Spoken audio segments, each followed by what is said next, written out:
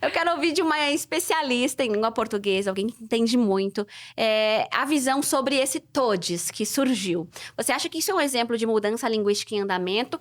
Ou talvez algo que estão querendo nos empurrar aí goela abaixo, que a gente tem que aceitar que é assim? Como que você vê esse uso? Falei você agora, me senti estranha, porque eu queria soar bonita na minha pergunta. Primeiro, eu acho muito interessante o engajamento em relação ao todes. Muitas paixões, né? Muitas paixões. Se vocês forem pesquisar, por exemplo, o Volpe, que está lá no site da Academia Brasileira de Letras, de tempos em tempos, eu não sei se existe um período certo, mas sei que 1 ano atrás eles liberaram uma lista das palavras que foram incluídas no nosso vocabulário oficial. E aí a sensação, olhando várias dessas palavras, é assim, nossa, essa palavra não fazia parte ainda? Porque a gente usa várias coisas que não estavam lá. Sei lá, gordofobia, antirracismo. Olha só. São conceitos que vão surgindo. Novos. Conceitos novos. Às vezes tem palavra que parece já fazer parte do vocabulário há muito tempo, mas que não tinha sido oficializada.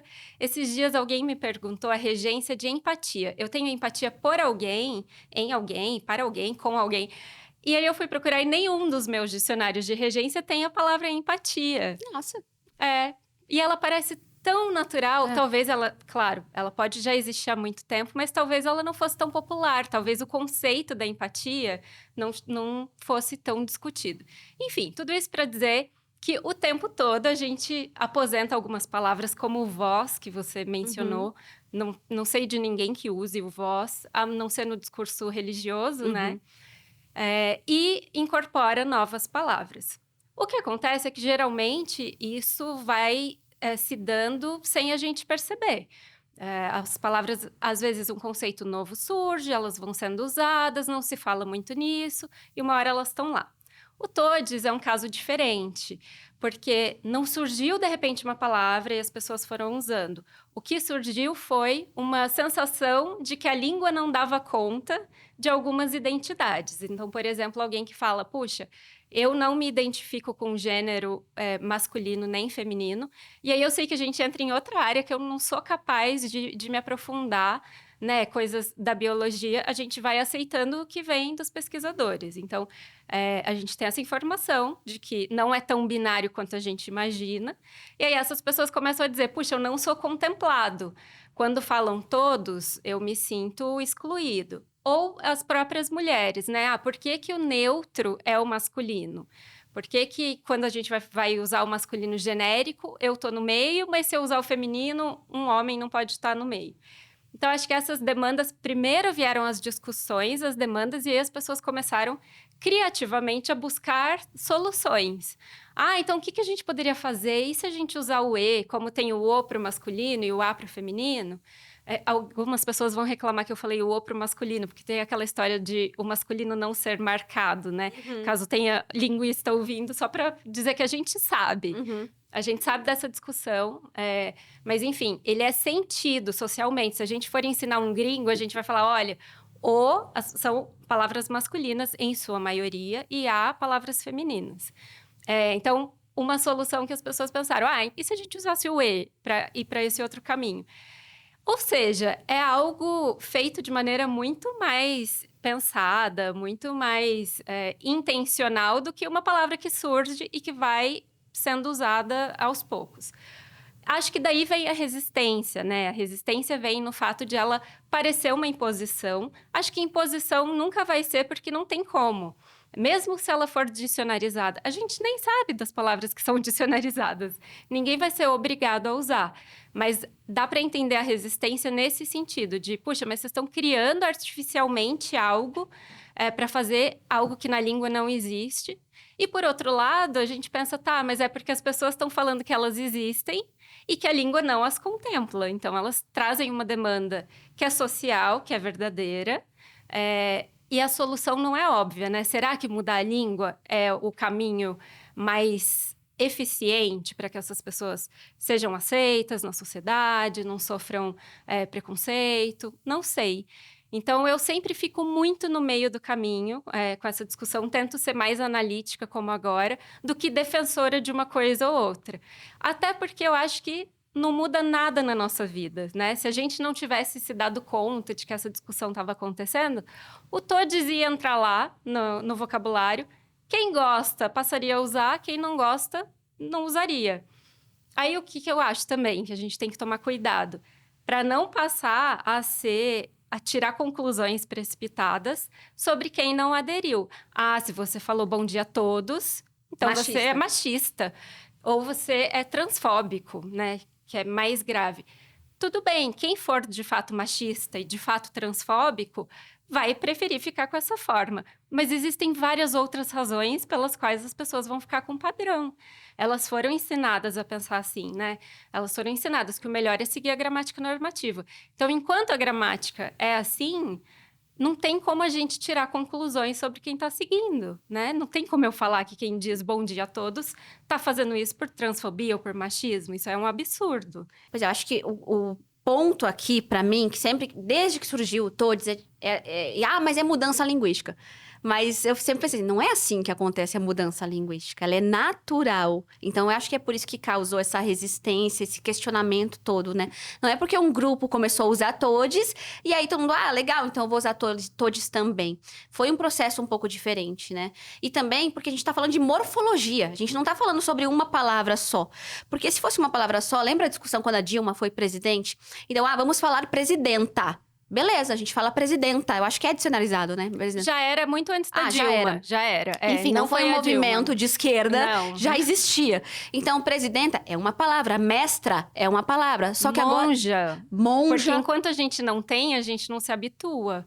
Né? Acho que, por sorte, a gente teve a monja Cohen. Que é muito famosa, que naturalizou a palavra. Senão as pessoas iam falar monja. Que palavra horrível. Como assim? Mas olha só. Então, houve uma luta pra gente falar presidenta, monja e mestra. E agora a luta é pra que não se fale mais assim. Que a gente fale mestre, monge, porque tem que ser mais neutro, todes. Então, ninguém tá ainda com a certeza de nada, assim. É um processo que tá acontecendo. Aonde vai chegar, a gente não pode dizer. Exato. A gente não sabe. Isso é importante, né? Assim, nem vai ser fracassado, nem vai ser um sucesso, porque simplesmente não dá pra saber.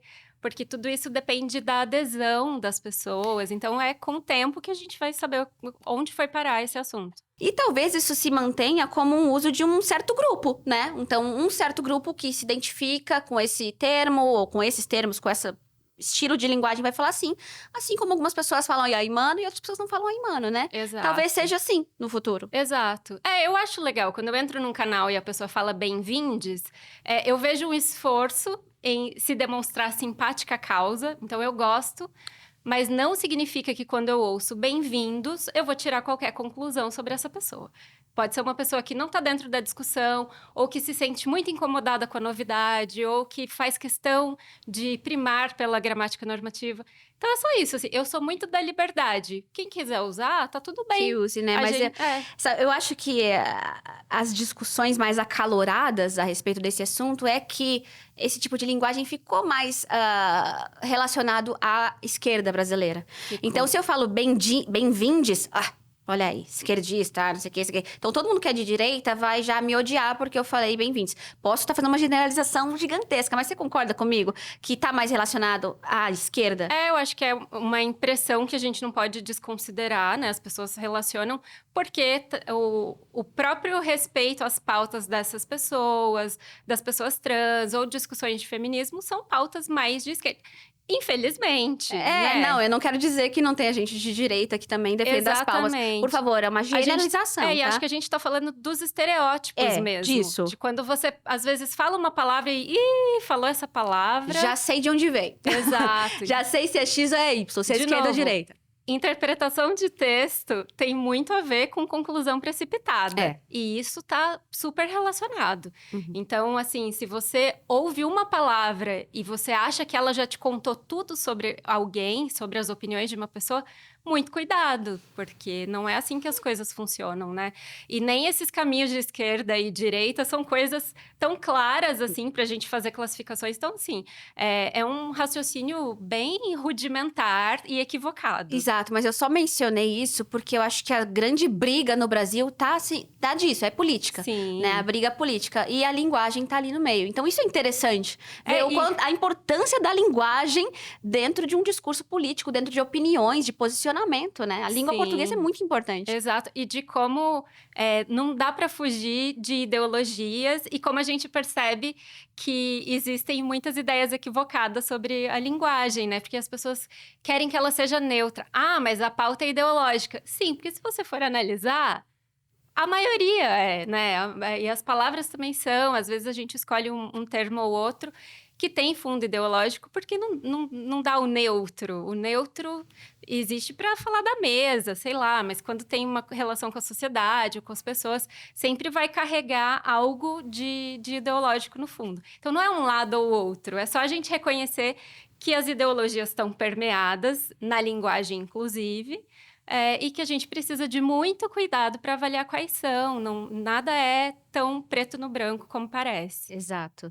E é mais uma mostra de que a língua não é um livro, né? Não é uma gramática, a língua é social. Exato. Né? Qualquer idioma, inclusive, né? Exatamente. O inglês também. E o inglês tem várias questões de linguagem neutra que já foram incorporadas. Por exemplo, pensa no passado, o bombeiro era o fireman. Hoje em dia é firefighter. Verdade. No Brasil, a aeromoça. Não se fala mais aeromoça, a gente fala comissária de bordo, porque tem homem e mulher. Uhum. Então, eu acho que nesses casos de palavra isolada é muito mais fácil de acontecer, né? Do que na morfologia do idioma. É por isso que eu acho que tem essa questão toda. Porque imagina a gente mudar todos os as para es. Gente, eu acho que eu não ia conseguir falar. Sim, a mudança de vocabulário é muito mais simples, né? Falar. A gente adequar o vocabulário do que mexer na estrutura da língua. Eu acho... Ela veio arriscar. Mas eu, como linguista, acho que essa mudança de mudar realmente todas as morfologias da língua portuguesa não é algo que vai acontecer. Eu acho que vai se manter, sim, em palavras... Para marcar, ó, bem-vindes, bom dia a todos, para mostrar que eu tenho esse posicionamento. Agora, mudar a morfologia inteira do idioma, eu acho uma coisa realmente muito difícil de acontecer. Concordo, né? Concordo. Especulações nossas, né?